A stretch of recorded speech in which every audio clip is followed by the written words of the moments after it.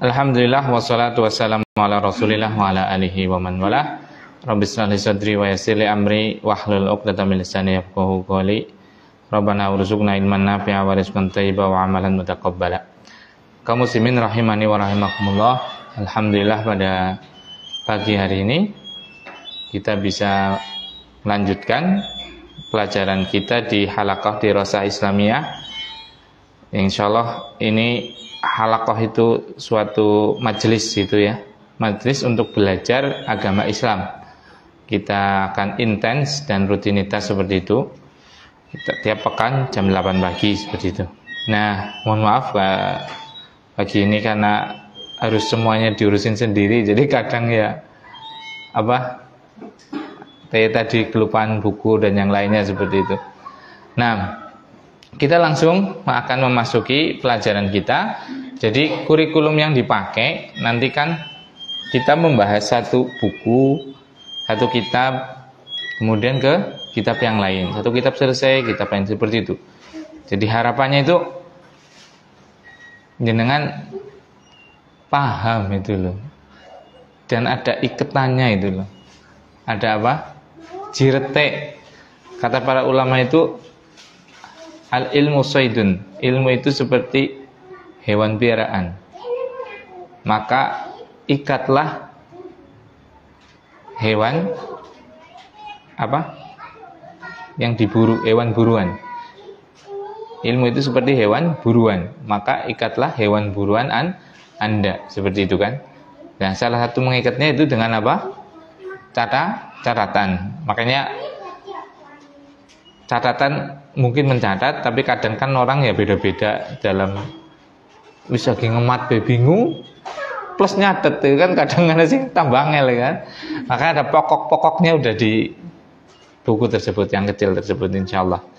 Nah, itu kitab yang pertama akan kita bahas, yaitu kita akan berkenalan dulu ya dengan nama kitabnya. Bismillah.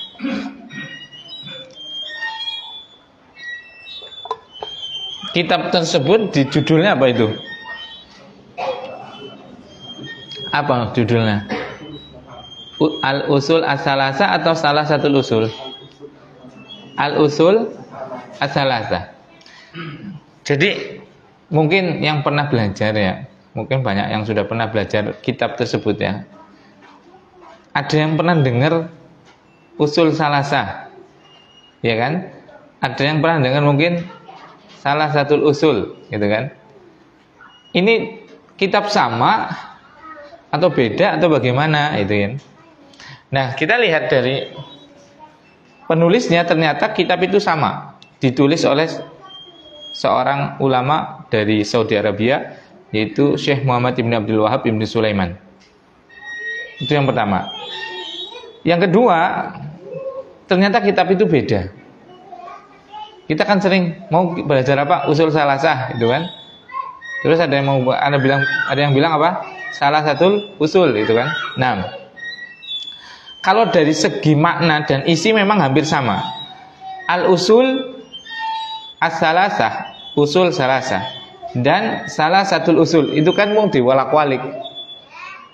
Usul salasah, salasah usul. Kan kayak dibolak-balik aja kan, seperti itu.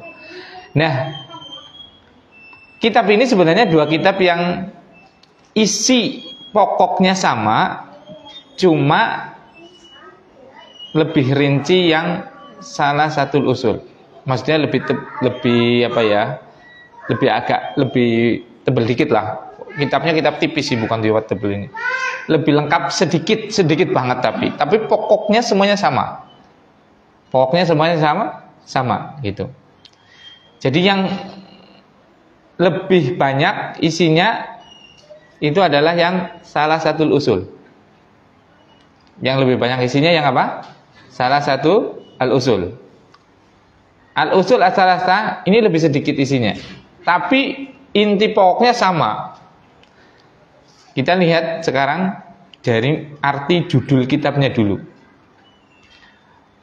Jadi kitab ini yang betul yang dipegang jenengan itu bukan al-usul as-salasah. Yang betul itu adalah salah satu usul. Ya, wallahu ta'ala penerbit bagaimana seperti itu ya. Ya kadang penerbit kan ya, kalau yang ini kan bahasa Arab salah satu usul seperti itu. Kadang kurang tahqiq, kurang lebih teliti seperti itu kan.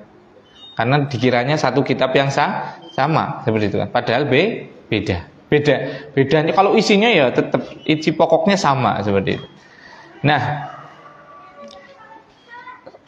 salasah udah jelas, jenengan paham semua mungkin. Wahid, isnan, salasah, arba'ah, khamsah. Berarti salasah apa? Apa? Tiga. Salasah itu tiga. Al-usul apa? Istri atau pokok? Usul itu jamaknya aslun. Asal. Kalau udah dari bahasa Indonesia itu asal itu.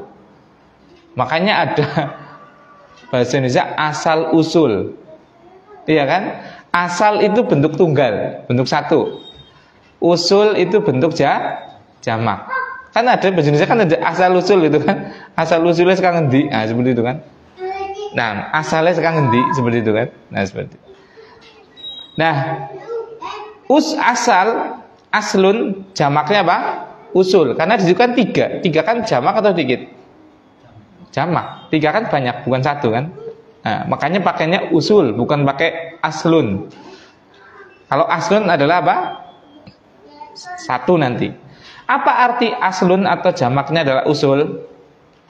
Bismillah. Dia adalah pondasi atau pokok. Jadi usul itu artinya adalah asas. Semuanya udah diadopsi ke bahasa Indonesia ini. Asas kan udah diadopsi bahasa Indonesia kan? Apa artinya?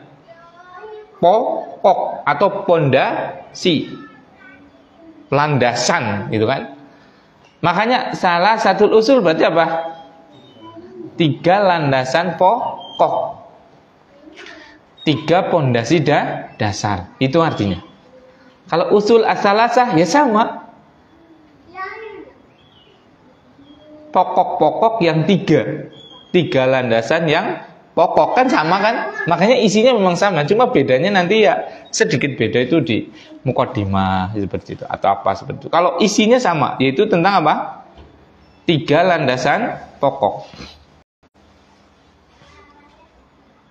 Dari judul sudah agak sedikit kita memahami apa yang akan dibicarakan oleh penulis dalam kitabnya, ya kan? Makanya barakallahu fikum, kalau kita membuat kitab misalnya tulisan, atau kita mau bikin judul tema kajian atau tema presentasi dan yang lainnya, harusnya yang namanya judul itu nanti harus sifat utamanya adalah jami' mani. Dia itu mengumpulkan apa yang akan disampaikan. Mani itu nanti mengeluarkan, mencegah apa yang tidak perlu disampaikan. Makanya nanti kalau kita nulis atau kita mau berpidato atau kita mau ceramah, temanya harusnya sudah kita tentukan sehingga nanti apa? Membatasi apa nih yang dibatasi? Omongannya, iya kan? Terarah. Pertama, kedua orang bleber. Terarah karena dia punya apa? Tujuan dalam penulisannya, tujuan dalam pembicaranya. Mani itu kan mencegah sesuatu yang nggak perlu dibicarakan. Nah itu ulama kita sudah cara menulis, cara apa itu sudah mereka beliau mengajarkan. Jadi kalau kita mau menulis judul, baik itu judul buku, atau judul kajian, atau judul presentasi, atau judul apa seperti itu, harusnya apa? Jami' mani. Jami' itu mencakup apa? Hal yang akan disampaikan. Mani itu mencegah. Itu harus mencakup dan harus mencegah. Mencegah apa? Mencegah sesuatu yang tidak akan disampaikan untuk disampaikan. Itu. Jadi akhirnya apa? Pembicaranya apa? Terarah dan ora kaken apa? Bumbu ngalor ngidul, ya kan? Tapi kalau kita nggak menentukan tema, ngomongnya ngalor ngidul kok. Siki lagi ngomong sholat, ijik-ijik nyambung maring apa? Zakat, seperti itu misalnya. Iya kan? Yang ngomong kiye ribuan ngene. Seperti itu. Terlalu bleber, terlalu ngalor ngidul. Itu tentang apa? Judul dari kitab yang akan kita pelajari. Jadi judulnya yang tepat adalah salah satu al-usul. Salasah apa? 3, al-usul adalah fondasi, landasan pokok. Nah, ada usul salasah, sama isinya tentang 3 landasan pokok. Cuma bedanya yang usul salasah itu lebih ringkas. Nah, barakallahu fikum. Kemudian kalau kita belajar, setelah kita tahu bukunya, itu jenengan jangan lupa untuk memahami penulisnya. Ini sebelum belajar loh. Sebelum kita apa? Mempelajari. Pastikan jenengan kitabnya jelas, bukunya jelas. Yang kedua apa? Penulisnya jelas. Ini sudah mengajarkan kepada kita tentang apa? Amanat ilmiah, iya kan? Itu Islam gitu. Kan kayak Rasul coba. Kitab yang diajarkan oleh Rasul itu jelas sudah. Al-Quran, wahyu, ya kan? Nasab beliau jelas.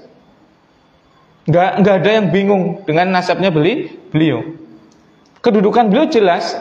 Rasul sebagai utusannya Allah Subhanahu wa Ta'ala. Jadi amanat ilmiah itu dalam syariat Islam itu sangat dijunjung tinggi.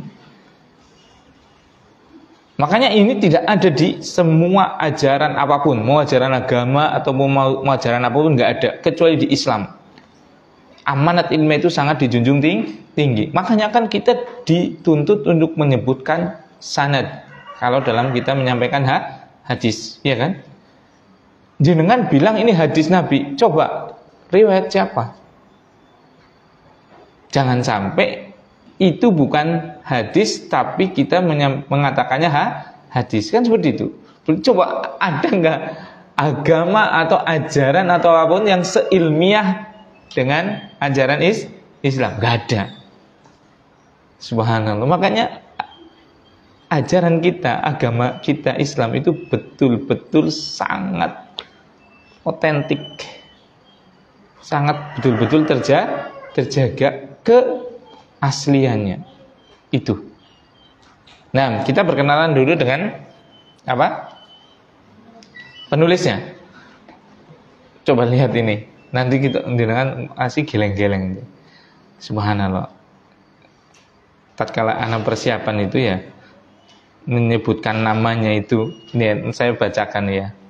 Nama penulisnya itu Muhammad Ibn Abdul Wahab. Namanya siapa? Muhammad. Bapaknya siapa? Abdul Wahab. Ibn Sulaiman.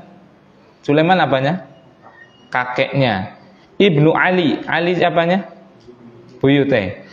Ibnu Muhammad. Muhammad siapa? Siapa Muhammad? Canggai. Jenengan busara paham istilah ya kan? Ibnu Ahmad. Ahmad siapa nih?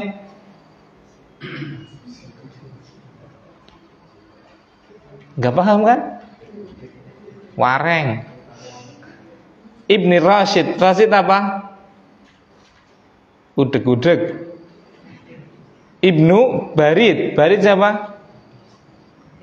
Canggah, wareng, udeg-udeg, gantung siwur. Ibnu Muhammad. Siapa Muhammad? Kedebok, bosok, jerek kan? Seperti itu kan?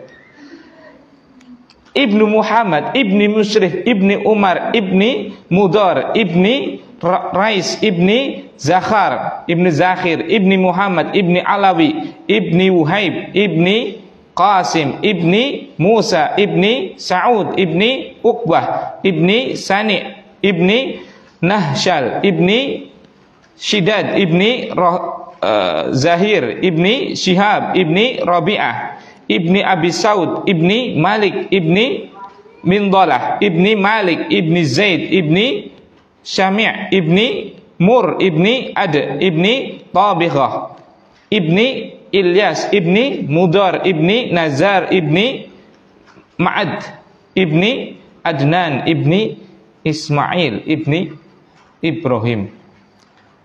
Sing apal yakin Masya Allah. Benar-benar luar biasa.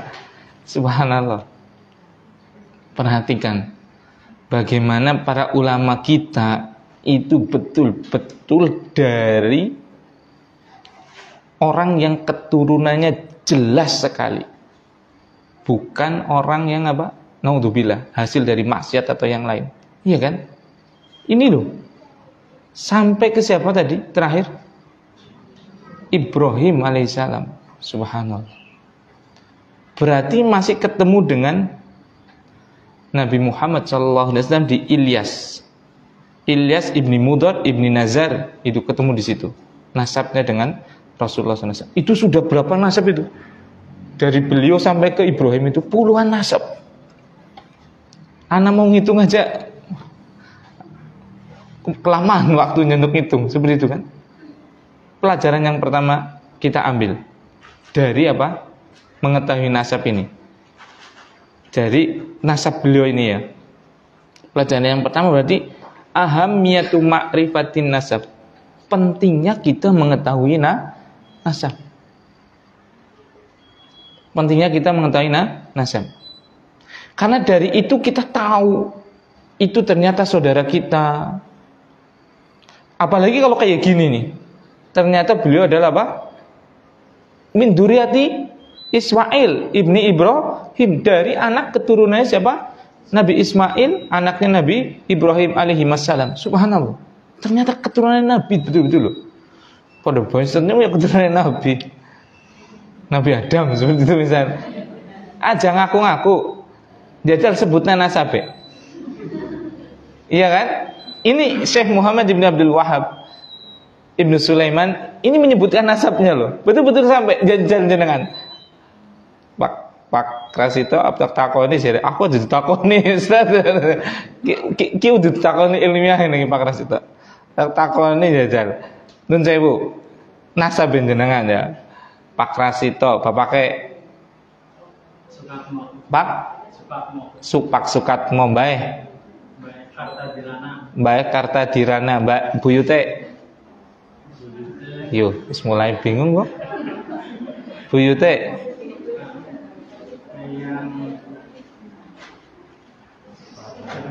Aduh kan, bene telu lho, bene telu kayak telu karo arane dewek. Wis pleng-plengan, ya kan? Pak situ ya, jenengan.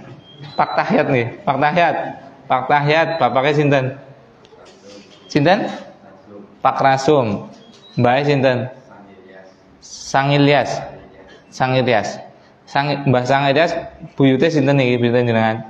Nah, wis geleng-geleng. Ya kan? Ini makanya kita itu jangan tanda kutip loh. Ini salah satu faedah tahu nasab juga. Mungkin akan menjadi pertanyaan bagi jenengan. Dene wong Arab seneng ini sugi-sugi ya. Iya kan? Toko perapatan ngene Arab, Al-Irsyad ngene Arab, Menara Gria Satria ngene Arab, Hermina ngene Arab, kerjasama nek seperti itu dan yang lain-lainnya. Kenapa salah satunya? Karena mereka ini nih menjaga nasab. Mereka itu sangat tahu nasabnya itu, sangat paham. Kan di Wangon itu ada pondok ya, Binbas 4 Wangon. Ada yang lagi pengabdian, namanya Fadil. Adem jamaah ya Dil. Nggih tadi. Dari mana? Dari Basalamah itu. Tahu seperti itu. Di Basalamah sini banyak, enggak terlalu sih. Kalau di Sukaraja agak ada lah. Kalau di Purwokerto itu nggak terlalu banyak gitu. Seperti itu. Jadi mereka paham. Ini saudaranya paham. Nah faidahnya apa? Nah sekarang coba. Misalnya orang Arab ini Basalamah misalnya ya. Ketemu sama orang Arab kan wis mukanya kan beda gitu kan. Arab iya wong ras bangsa Arab kan beda kayak takon. Ketemu wong Arab berbeda takonnya kayak jenengan ketemu wong Jawa misalnya nang Amerika misalnya kan takon. Jenengan sinten? Assalamualaikum jenengan sinten ini. Dari mana? Basalamah. Coba kalau seandainya dia dalam keadaan dalam tanda kutip ya ekonominya nggak mampu dan yang satu ini sugih orang umum. Ketemu nang perantauan. Mereka kan di perantauan. Mereka kan asalnya kan kebanyakannya dari Yaman, Hadramaut seperti itu kan. Nah, seperti itu. Coba kira-kira arep ngejorna apa arep nulungi? Arep nulungi lah. Seperti itu. Makanya aku ingin cerita, oh, sing toko perapatan kan nggone anu yo, siapa lah jenenge. Anu siapa itu terus. Kalau yang punya Gria Satria itu Pak Nasir. Ya itu ya Pak Nasir adiknya nikah sama ini itu. Yang toko keramik dan yang lainnya seperti itu. Jadi akhirnya dimbundet itu. Mubeng-mubeng. Makanya karyawannya bilang, "Bisa, suara bisa. Sing sugih kowe wong Arab tok." Lho priye sih, Pak? Lho wong ki mengko dianak. Kan sesama anak ora dimbojo. Karena mahram, Kang Adi kan. Dia anak bareng putu. Bareng putu sudah bukan mahram, udah boleh. Makanya kadang mereka nikah bareng putu. Kebanyakannya bareng buyuta seperti itu. Ya akhirnya kan subhanallah. Misalnya kalau bareng putu kan ya putune dhewek ki dunyane akhirnya ublek-ublek apa? Ning apa? Ning keluargane dhewek ya kan? Itu yang pertama. Yang kedua, jadi menolong perekonomian. Yang kedua itu merekatkan silaturahmi lagi. Contohnya kayak gini. Biasa nih seduluran gue gampang pedote. Masalah seperti biasanya kayaknya aduh gue.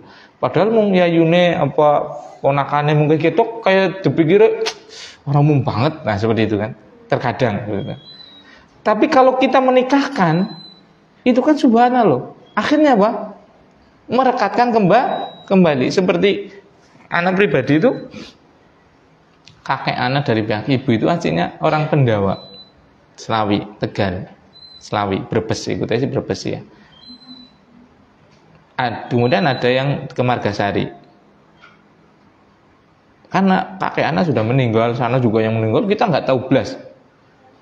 Tapi dengan yang di Margasari ini kita masih nyambung. Kenapa? Karena dari sini ada yang dinakahkan dengan saudara sana. Akhirnya kan nikah kan sana perlu kan minimal nek karena barang gawe diundang. Ya wis lumayan nih kan. Ngah sepisan pas barang gawe soalnya wis sedulur adoh nemen itu kan. Buyut-buyut wis buyut-buyut nganah seperti itu kan. Seperti itu. Akhirnya karena dinikahkan tadi, akhirnya menjalin lagi apa? Mendekatkan sesuatu yang tadinya sudah jauh. Nah itu. Makanya ini rahasia daripada kenapa orang Arab itu kebanyakannya ya semelarat-melaratnya wong Arab di toko lah. Dan itu ternyata dipraktekkan juga sama orang Cina. Iya kan? Orang Cina itu loh jaga nasab luar biasa itu loh. Sama. Makanya orang Arab dan orang Cina kebanyakan mereka itu apa? Nikahnya sesama bangsa mereka. Iya tidak? Jarang loh. Wong Cina nikah sama orang Jawa jarang. Nek wong Arab ada nikah sama yang kalau Arab itu yang penting yang laki-laki. Kalau yang laki-laki itu nikah sama orang mana saja boleh. Kenapa? Nasab tadi. Karena nasab kan ikutnya apa? Laki-laki kan? Kan ora putus seperti itu kan. Tapi kalau sing wadon memang angel. Bukan mereka apa ya milih-milih atau apa seperti itu bukan. Salah satu faktornya ini, yaitu apa? Putus nasab. Karena kalau ini perempuan nikah, misalnya Arab tadi dengan orang Jawa, nanti kan anak keturunannya nasabnya bukan ke ibunya, tapi ke siapa? Bapaknya, iya kan? Seperti itu. Kan akhirnya kan putus gitu kan, nasabnya putus. Nasab yang anak-anaknya sini kan nggak Arab lagi nasabnya, tapi nasabnya jadi Jawa. Tapi kalau yang laki-laki nggak ada masalah, mau nikah dengan siapa nggak ada masalah. Karena apa? Nasab itu mengikuti siapa? Bapak. Nah seperti itu. Nah itu. Jadi dari sini penting banget kita itu mengetahui nasab. Kemudian yang kedua, faedah daripada mengetahui nasabnya Syekh Muhammad Ibn Abdul Wahab ini, kita tahu betapa mulianya syariat Islam. Salah satu syariat Islam itu adalah apa? Nikah, iya kan? Dengan nikah itulah ketahuan nasab, ya tidak? Ya. Syekh Muhammad Ibn Abdul Wahab tahu nasabnya seperti itu, kenapa? Sampai ke Ibrahim. Karena semuanya dilangsungkan pernikahan pada apa? Pembentukan keturunan. Iya kan? Akhirnya jadi jelas seperti itu. Nah, karena nikah inilah ketahuan ini bapaknya, ini bune, ini eyangnya, ini bae, terus seperti itu kan. Coba orang barat coba. Terutama sekarang. Neh, Pak Tahyat, Pak Rasito, sih mending enggak? Bapaknya sih ngetos. Eyangnya sih ngetos, mau buyute gitu orang ngetos gitu. Tapi kan wis jelas kayak betul-betul suci. Maksudnya suci dalam artian lahir dari pernikahan yang benar gitu kan. Walaupun enggak tahu apa buyute sampai sekelalen gitu kan. Kalau orang Arab itu jangankan buyute, bapaknya berang ngerti. Iya kan? Karena tadi mereka apa? Hubungannya adalah suka sama suka. Sehingga kala terjadi rasa cinta antara laki-laki dan perempuan, ya mereka melakukan apapun yang mereka kehendaki, iya kan? Sekarang kan itu legal itu. Seorang laki-laki dan perempuan tinggal di apartemen tanpa ada ikatan. Di Eropa, di Amerika itu sesuatu yang apa? Legal. Jangankan itu. Laki-laki, naudzubillah, ini yang paling ngeri. Laki-laki dan laki-laki tinggal dalam satu apartemen aja mereka melegalkan, iya kan? Naudzubillah. Coba sudah kerusakan yang apa coba? Lebih rusak daripada ini. Nasab aja nggak tahu. Bapaknya dia orang ngerti. Iya kan? Tapi kalau orang Islam kan jelas itu bapaknya ki anake, mbah kiye bojone kiye. Dua anak kiye berarti kayak sedulur aku, kayak ponakan aku, kayak pakdene aku, ngerti semua. Jelas. Tatkala jelas seperti ini, maka anak-anak itu tidak terlantar. Salah satu hikmah pernikahan kan apa? Menjaga hak-hak anak dan istri, ya kan? Coba setelah nikah kan ada hukum-hukum di situ kan? Salah satu hukumnya apa? Laki-laki harus menafkahi, ya kan? Untuk istri dan untuk anak-anaknya. Sehingga apa? Anak-anak lahir ini jelas siapa yang bertanggung jawab dengan apa? Nafkahnya itu sudah jelas, iya kan? Ya kayak bapak kayak yang tanggung jawab. Makanan, tempat tinggal, pendidikan, pakaian itu kan. Tapi di Eropa kan akhirnya apa? Yang jadi korban siapa? Ibu. Iya kan? Karena ibu pasti tahu dia yang dilahirkan, dia yang melahirkan, ibunya siapa pasti tahu kan. Tapi namanya wanita kan bukan sebagai apa? Pencari nafkah yang utama. Karena memang didesain bukan untuk itu. Secara fisik dan secara psikologi, iya kan? Itu kasihan sekali kan. Itu hikmah kita mengetahui nasab. Menunjukkan bahwasanya apa? Mulianya syariat Islam. Salah satu syariatnya adalah nikah. Sehingga kita tahu nasabnya, sehingga kita tahu apa? Hak-hak dan kewajiban-kewajiban anggota dalam keluarga. Kalau mereka enggak jelas itu. Itu yang faedah yang kedua. Faedah yang pertama tadi mengetahui nasabnya Nabi Syekh Muhammad itu. Yang pertama adalah mengetahui pentingnya akan nasab. Yang kedua, mengetahui mulianya syariat Islam dengan adanya syariat nikah. Yang ketiga, mengetahui bahwasanya nasab beliau bertemu dengan nasab Rasulullah Shallallahu Alaihi Wasallam. Di Syekh Muhammad bin Abdul Wahhab itu darahnya itu masih ada satu gen dengan Rasulullah Sallallahu Alaihi Wasallam, yaitu pada siapa tadi? Ilyas ibni Mudhar. Seperti itu. Nah, jadi Ilyas itu punya beberapa anak. Ada Tobigoh. Dari Tobigoh ini menurunkan siapa? Terus tadi sampai ke Muhammad bin Abdul Wahhab. Kemudian Rasulullah SAW itu ketemukan jadi Ilyas, Mbah Ilyas itu kan. Ilyas itu punya anak salah satunya Mudrikah. Nah, Mudrikah ini jalurnya Rasulullah Shallallahu Alaihi Wasallam. Dan bukan hal yang bukan hal kebetulan juga ya. Qadarullah namanya juga siapa? Sama-sama Muhammad. Iya kan? Ini kan penulis buku ini namanya Muhammad Ibn Abdul Wahab Ibn Sulaiman. Iya kan? Rasul kita namanya siapa? Muhammad SAW. Masih memiliki apa? Darah yang sama, ketemu ke Ilyas, sama-sama keturunannya Ismail, sama-sama keturunannya Ibrahim alaihimas salam. Subhanallah. Tuh. Berarti ini betul-betul ulama yang betul-betul apa? Masih ada apa? Hubungan darah dengan Rasulullah SAW, bahkan masih keturunannya para nabi seperti itu. Nah, kemudian yang keempat, faedah yang keempat bahwasanya beliau Syekh Muhammad Ibn Wahab ini masih keturunannya Ibrahim alaihi salam.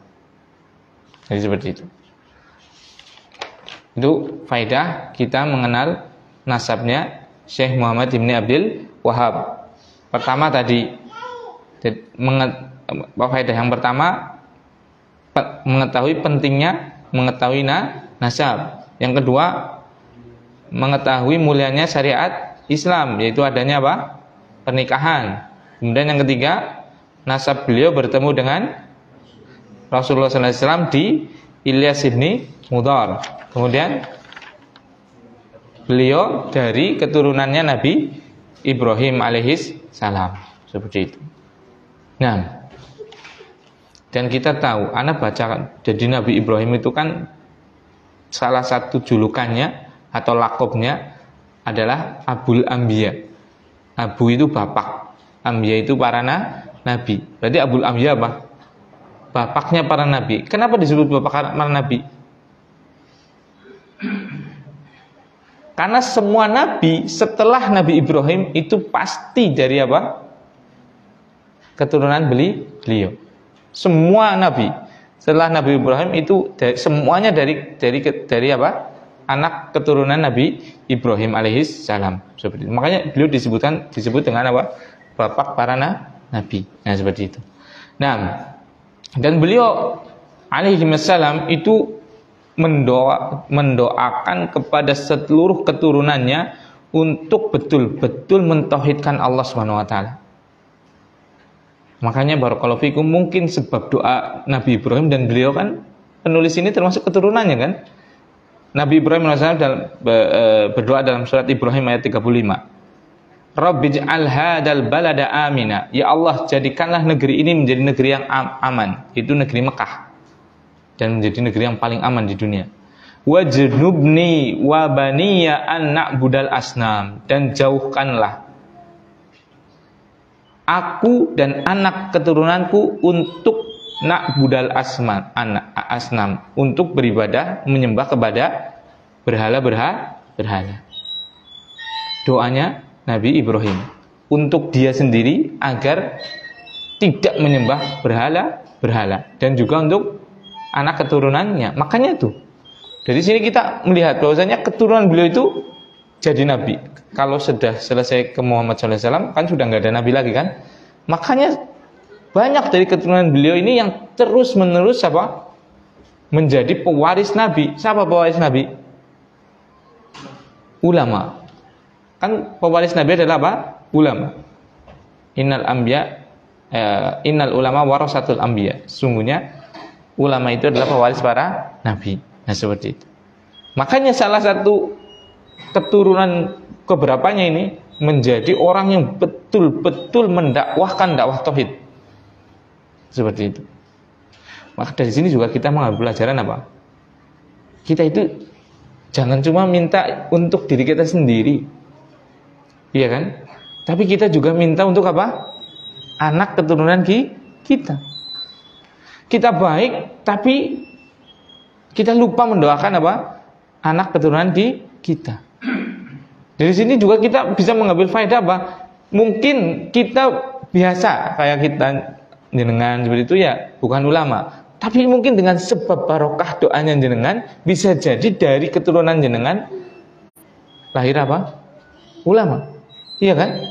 Sekarang kita suruh baca, jangan baca Arab lah ya. Baca Al-Quran aja mungkin terbata-bata, iya kan? Tapi Kalau kita tidak malas untuk meminta kepada Allah diberikan apa? Anak keturunan yang baik, tidak mustahil bisa jadi apa? Dari keturunan jenengan lahir apa? Ulama. Ini Ibrahim alaihissalam itu beliau berdoa, wajnubni wa baniya an na'budal asnam. Jauhkanlah ya Allah dan jauhkanlah aku ya Allah dan anak-anak keturunanku untuk menyembah berhala. Seperti itu. Kemudian beliau juga berdoa, Rabbij'alni muqimas salat. Ya Allah, jadikanlah aku orang yang menegakkan salat. Jadi ahli ibadah. Salah satu ibadah adalah salat. Apa berhenti sampai sini? Tidak. Coba dilanjutkan apa? Wa min dzurriyyati, dan juga anak keturunanku. Surat Ibrahim sama ayat 37. Subhanallah.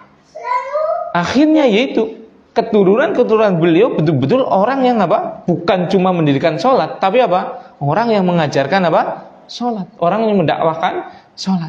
Seperti itu. Sampai ke Rasulullah, itu kan masih keturunannya. Sampai ke Syekh Muhammad bin Abdul Wahab, ini sudah keturunan berapa itu? Subhanallah, Allah jaga. Karena sebab apa? Salah satunya apa?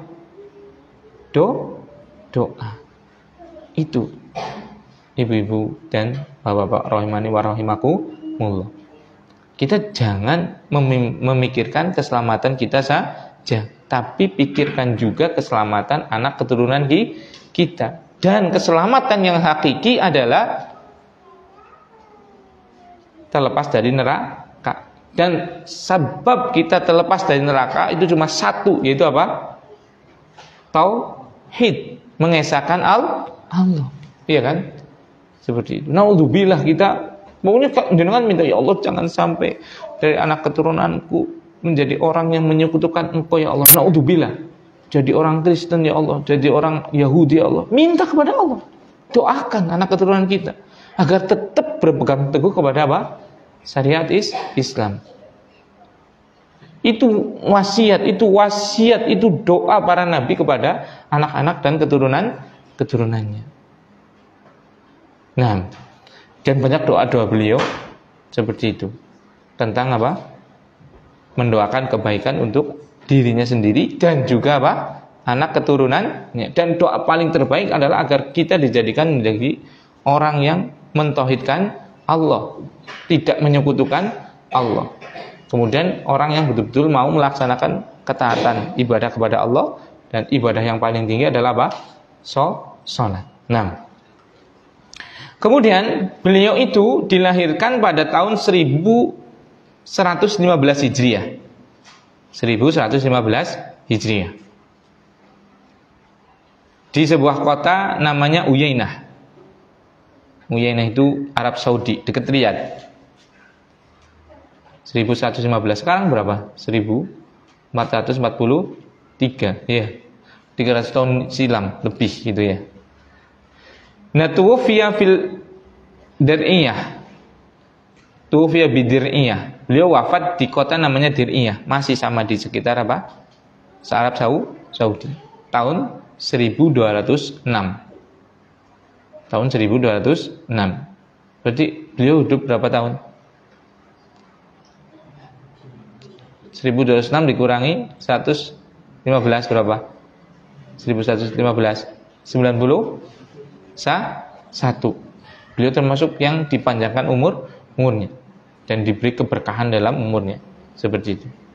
Nah, dan beliau itu lahir di lingkungan atau keluarga yang sangat ilmiah. Bapaknya, siapa bapaknya tadi? Siapa bapaknya? Abdul Wahab, ya kan? Muhammad ibn Abdul Wahab, berarti bapaknya Abdul Wahab itu adalah mufti di Dir'iyah. Mufti di mana? Bukan, Uyainah, karena beliau kan lahirnya di Uyainah ya tadi. Mufti itu hakim. Hakim di mana? Uyainah, subhanallah. Nah, kakeknya ini lebih ulama lagi, yaitu siapa tadi? Sulaiman. Sulaiman itu adalah mufti di Najd. Najd itu suatu wilayah yang meliputi Riyadh dan yang lain-lain. Berarti ini udah tingkat apa ya? Bukan provinsi lagi, udah lebih tinggi dari provinsi, seperti itu. Makanya Sulaiman itu ini adalah mufti am, seperti itulah.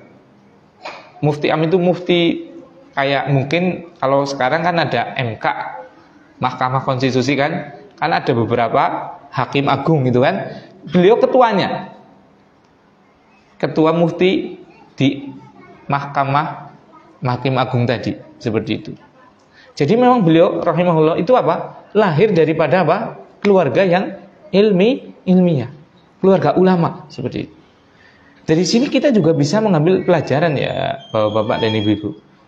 Pelajaran apa bahasanya? Jadi kita salah satu sebab untuk menjadikan anak-anak kita itu adalah alim, orang yang berilmu, itu apa? Usahakan lingkungan kita, minimal di keluarga kita adalah keluarga yang ilmiah. Walaupun kita bukan ulama, tapi kayak jenengan ngaji, iya kan? Akhirnya secara mendalam perbuatan jenengan ini, ngaji ini, itu dilihat loh sama anak-anak jenengan tuh. Iya kan? Abah atau Abi sama Umi ngaji. Akhirnya ini akan tertanam dalam apa? Alam bawah sadar anak keturunan kita. Bahwasanya itu adalah kebiasaan keluarga kami. Dan itu adalah hal yang paling diutamakan oleh bapak dan ibu kami. Sehingga mereka akan suka dengan apa? Mengkaji. Seperti itu. Walaupun kita bukan apa?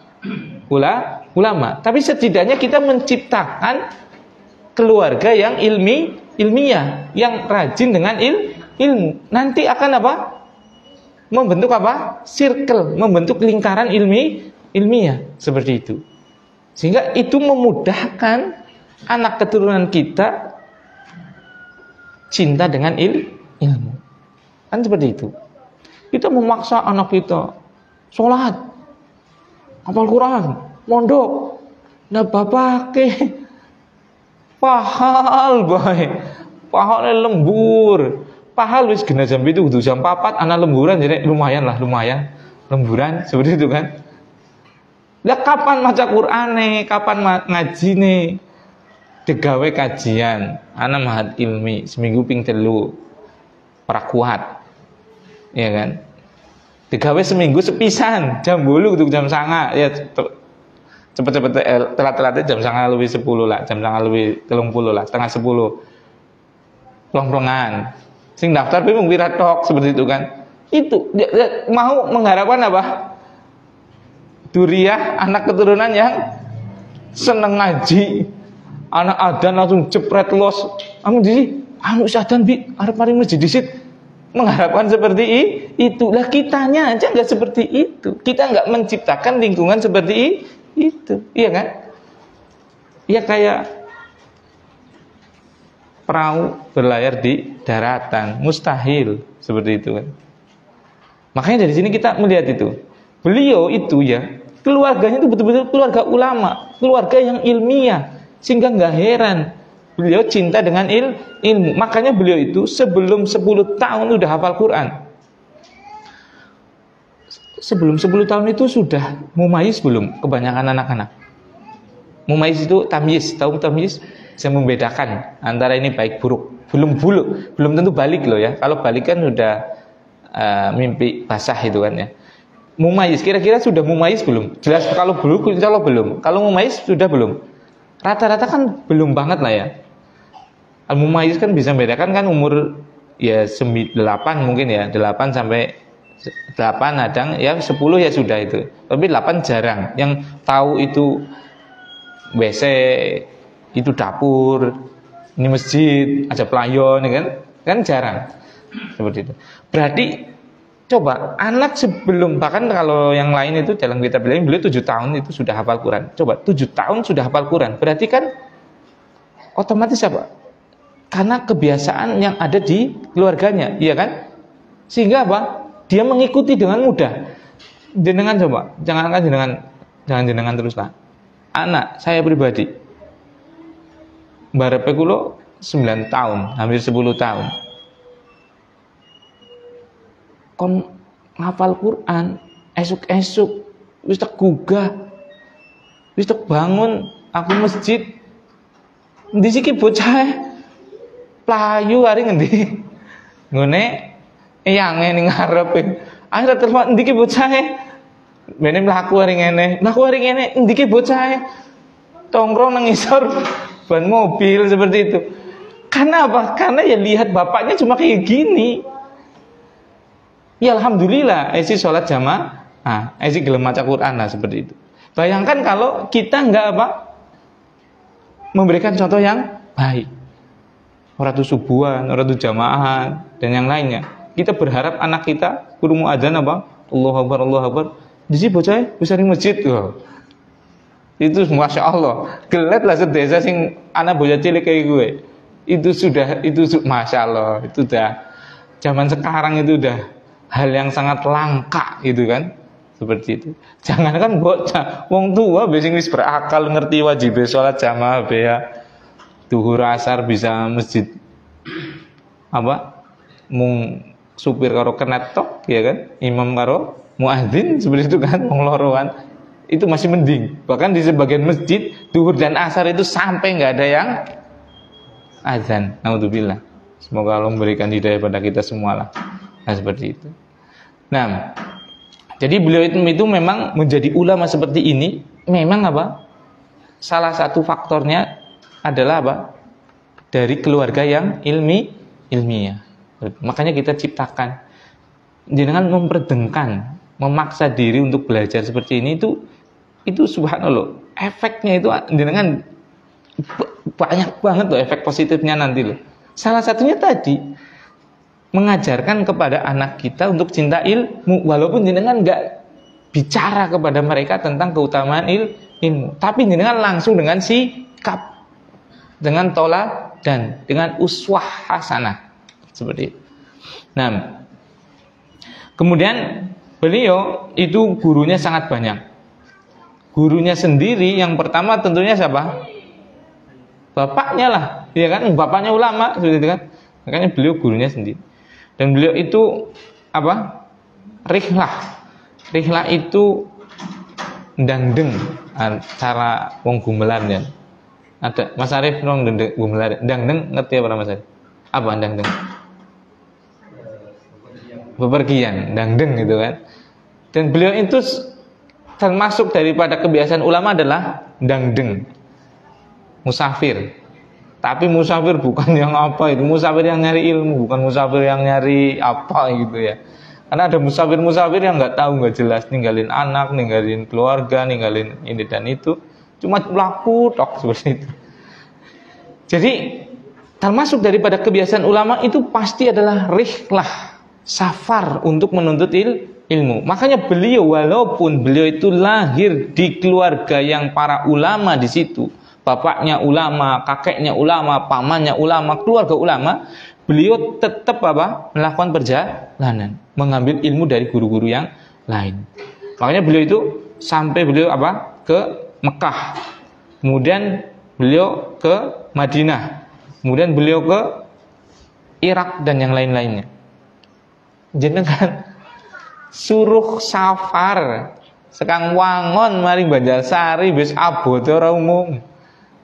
Ngaji ngesuk anak kajian jam 8, jam 10 dilanjut anak Arba'in Nawawi. Ngendi sih? Banjarsari aji barang. Aduh tapi yo subhanallah. Sang wangun mari ngaji barang gue wis ngomong aduh. Enggak nek digambarno kuwi nek bahasa kasar jenlanga mental ulama babar blas. Seperti itu. Ulama itu pasti itu akan mengadakan apa? Perjalanan menuntut ilmu. Memang ada sih ulama yang enggak keluar dari kotanya, memang ada. Tapi itu sedikit banget. Salah satunya adalah Imam Malik. Beliau memang enggak keluar dari kotanya. Kota beliau itu di mana? Madinah. Pertama Madinah. Madinah niku napa? Kotane Kanjeng Nabi. Ya pantes lah. Niku kampung santri itu loh. Memang kan zaman iki jenenge apa? Kampung santri ulama tok gitu. Makanya beliau nggak keluar dari Madinah. Salah satu sebabnya karena memang tadi. Tapi itu jarang banget. Hampir semua ulama itu mereka semuanya pada musafir. Mereka apa? Safar untuk menuntut ilmu. Nah itu termasuk gurunya adalah bapaknya sendiri. Kemudian Syekh Muhammad Hayat As-Sindi Ahlul Hadis waktu zamannya itu. Kemudian juga Syekh Abdul Latif dan yang lainnya. Itu beberapa guru yang, dan gurunya itu banyak sekali. Dan semuanya itu sampai kepada sanadnya ke Rasulullah Shallallahu Alaihi Wasallam. Cuma nggak mungkin membacanya seperti itu. Nah ini ringkasan tentang buku yang akan kita pelajari dan juga apa? Nama penulisnya. Buku yang kita pelajari adalah apa? Salah satu usul, ya, bukan usul salah sah. Apa bedanya usul salah sah dengan salah satu usul? Salah satu usul lebih ringkas. Kalau bukan, usul salah sah lebih ringkas. Salah satu usul lebih padat dikit. Nah, seperti itu. Apa arti salah sah? 3. Apa arti usul? Pokok landasan. Berarti salah satu usul artinya apa? 3 landasan pokok. Nah, kemudian penulisnya siapa? Syekh Muhammad Ibni Abdul Wahab Ibni Sulaiman. Minimal apal telu lah gue lah. Ya apal ya kayak jenengan umumnya jenengan kan Pak Tahid kan pol wis mentok kudu keyange. Pak Rasito ya pol kudu keyange tok buyuter ta yang. Ya jenengan berarti kudu apal ge telu lah minimal. Siapa namanya? Muhammad, bapaknya Abdul Wahab Bae Sulaiman. Nah, lahir tahun 1115 Hijriah, wafat tahun 1206 Hijriah. Dan beliau salah satu keistimewaan nasabnya bertemu dengan nasab siapa? Rasulullah SAW, di mana Ilyas ibni Mudhar. Dan Ilyas ibni Mudhar itu termasuk anak keturunannya siapa? Ibrahim. Dari jalur siapa? Ismail. Karena Ibrahim kan punya 2 anak laki-laki, yaitu siapa? Ismail alaihissalam dan Ishak alaihissalam, itu kan. Nah itu beberapa hal yang ingin atau kita pelajari tentang kitab ini.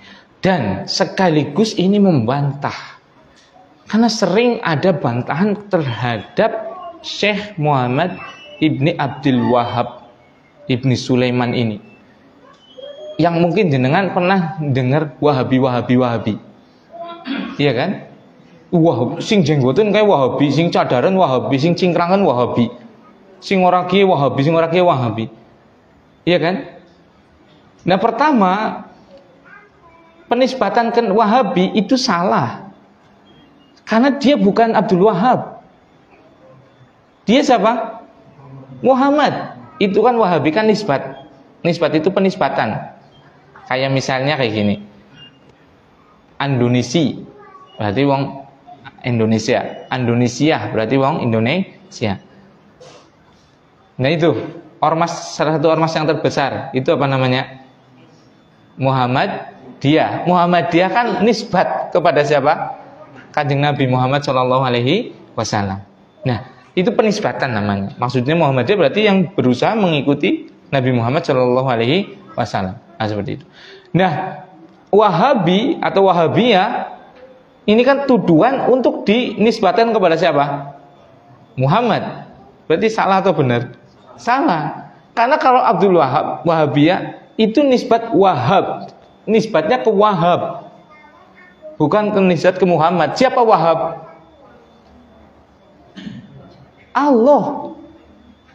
Wahab kan Allah, iya kan? Kalau Abdul Wahab kan bapaknya, hambanya Al-Wahab. Al-Wahhab itu artinya yang maha pemberi, yang sangat suka memberi. Siapa yang suka? Di situ Al-Wahhab, di situ apa? Allah. Berarti Wahabi pengikutnya Allah. Pertama salah dari penisbatan. Dia menisbatannya ke Al-Wahhab, bukan ke Muhammad. Secara bahasa loh ini lah ya. Salah. Karena harusnya Muhammadiyah atau Muhammadi. Namanya kan Muhammad. Kalau dinisbatkan ke beliau berarti harusnya Muhammadi atau Muhammadi dia, ya kan?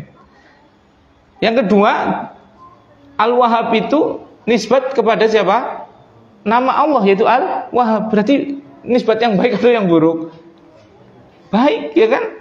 Hambanya Allah, itu kan dinisbatkan kepada Allah Subhanahu wa ta'ala. Maka tuduhan ini adalah dusta.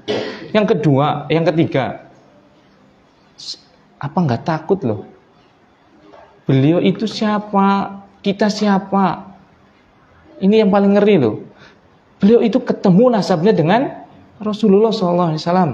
Beliau itu jelas nasabnya sampai kepada Nabi Ismail, sampai kepada Nabi Ibrahim. Coba, subhanallah, terlalu berani orang yang menyesatkan Syekh Muhammad Ibn Abdul Wahab. Kewanen banget. Kalau nggak suka, ya wajar, namanya orang nggak suka, tapi jangan kebablasan, iya kan? Kalau nggak cocok, ada sesuatu yang nggak cocok, nggak ada orang yang maksum kecuali Nabi Shallallahu Alaihi Wasallam, iya kan? Tapi jangan sampai kita menyesatkan, apalagi menuduh dengan tuduhan yang dusta. Wahabi suka mengkafirkan kaum muslimin, Wahabi suka membunuh kaum muslimin. Coba orang yang di Arab Saudi itu, emang ada orang haji yang dibunuh sama orang Arab itu loh. Itu gampangannya sudah lah. Emang ada yang dilarang di sana untuk nggak boleh sholat apa-apa, coba? Apa yang dilarang di sana, coba? Yang dilarang kan misalnya apa? Minta-minta kepada kuburan dan yang lainnya di sana nggak boleh. Ziarahnya boleh nggak ke Baqi? Boleh. Mengucapkan salam kepada makamnya Rasulullah boleh nggak? Boleh. Boleh kan, sesuatu yang disyariatkan boleh. Yang nggak boleh kan minta-minta kepada mereka yang sudah meninggal. Itu kan ajaran yang Islam. Memurnikan permintaan itu, doa itu hanya kepada Allah. Ya, beliau itu betul-betul mengajarkan ini. Sehingga apa? Pertama, orang Kristen, orang kafir, orang Yahudi pasti nggak terima, iya kan? Maka pasti akan dibuat sesuatu yang untuk menjauhkan orang dari sini. Caranya dibuat isu dan yang lainnya, ya kan? Habis itu diadukan apa? Perang di dalam itu namanya apa? Adu domba, ya kan? Diadu domba antar kaum muslimin, seperti itu. Jadi kita jangan ikut-ikutan ke bawah apa? Adu domba tadi. Jangan mau kita diadu domba. Itu beliau itu ulama, bapaknya ulama, kakeknya ulama, mbah buyutnya adalah Nabi. Subhanallah loh. Coba masih berani gak kalau kita mau? Ngeri banget loh. Lah yang nuduh aja mungkin nyebutin nasab aja ketiga aja mungkin ya Pak Hasto ya, cuma 3 aja udah kan seperti itu. Maka hati-hati banget. Bolehlah kita tidak cocok, boleh kita ada pendapat yang tidak sesuai atau tidak selaras, kan bisa didiskusikan, bisa dipelajari. Bisa jadi nggak pernah mempelajari, nggak pernah membacanya dan yang lain-lainnya, tapi sudah memberikan tuduhan-tuduhan yang dusta. Maka kita nanti kita lihat bagaimana bukunya, kita lihat bareng-bareng. Subhanallah, semuanya penuh dengan apa? Ayat, semuanya penuh dengan apa? Hadis, semuanya penuh dengan doa untuk kaum muslimin. Subhanallah. Nah, jadi itu yang kita sampaikan. Kita di halaqah di Rasa Islamiyah ini, insyaallah buku pertama yang akan kita baca adalah apa? Salah satu usul karya Syekh Muhammad Ibn Abdul Wahab. Beliau adalah ulama dan dari keluarga ulama dan dari keturunan Nabi. Maka jangan kita bermudah-mudahan untuk terbawa fitnah-fitnah yang disampaikan oleh musuh-musuh Islam. Jangan mau diadu domba antar kaum muslimin seperti itu. Beliau adalah ulama yang sangat berpegang teguh dengan Al-Quran dan hadis, sangat betul-betul memperjuangkan tauhid, sangat sayang kepada seluruh kaum muslimin. Nah, kita cukupkan dengan membaca bacaan kafaratul majlis. Subhanakallahumma wabihamdika asyhadu alla ilaha illa anta astaghfiruka wa atubu ilaik. Assalamualaikum warahmatullahi wabarakatuh.